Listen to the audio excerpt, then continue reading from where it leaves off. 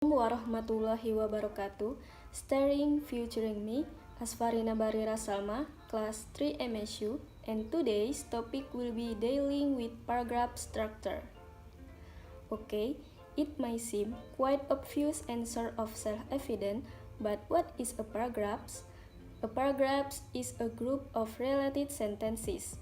It develops one idea, the paragraphs, and it contains structured information that is easily processed, accepted, and remembered. So, it's one idea per paragraphs, and paragraphs should be readable and logical. The three ingredients of a paragraph. Well, any paragraphs will have a topic sentence, the main idea of this core message, and supporting sentence. So here you'll have details, examples, more information, and a concluding sentence, which is more or less the topic sentence, the core message rewritten. Rather like a hamburger, you can see that. For example, the topic sentence, the main idea, is introduced early on. Supporting sentence, key information, supporting details are in the middle. And the concluding sentence to round off is the bottom.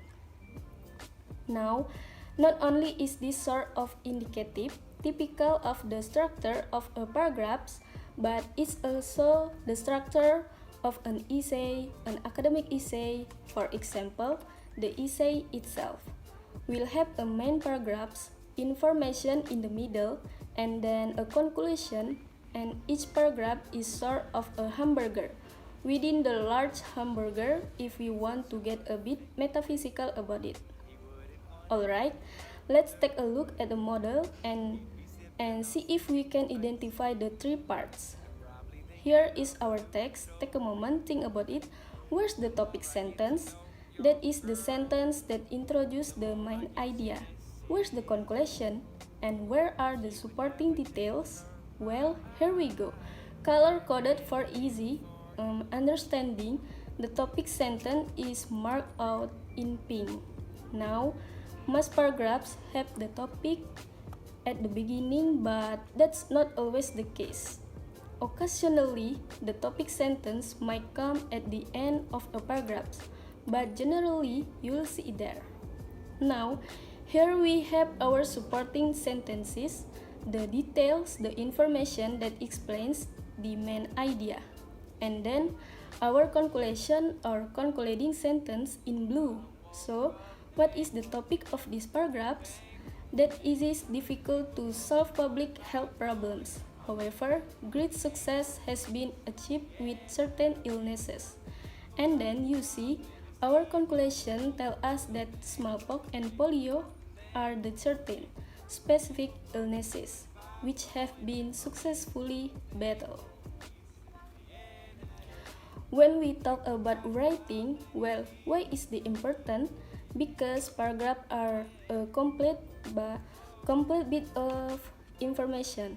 So let's say if you're summarizing, you're doing research, you're reading, and you're taking notes. Remember that when you're summarizing information you read, that summary is not going to be a place for any personal opinions, any of your own background knowledge, any personal information, certainly. So don't just list keywords. Don't just leave from the text. The best way to write a summary is indeed to paraphrase. So, a summary should include the main idea, the key points, and should be written in complete sentences and in your own words. Once again, our main idea, supporting details, and the main idea rephrased, the idea concluded. Okay, let's take a look at the example once again. Our topic sentence. Now, what are the key points? Well, these are key points. One deals with the elimination, the eradication of smallpox, having been one of the most important achievements of the 20th century. These are supporting details. Generally, in a summary, you wouldn't include this because this is too much information for a summary. Your summary will include certainly these ideas and in the main sentence a bit of this. These are key points. Some more key points, we then go on to look at polio. So this is again key information.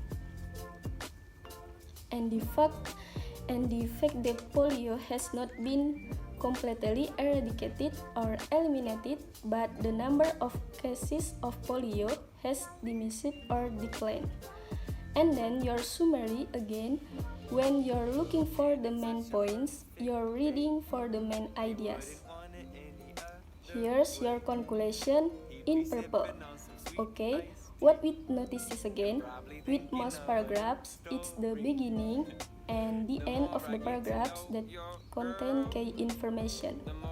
So again, when reading quickly for the gist, the main points, it's best to take a careful look at the beginning and the end. Here's our paragraphs.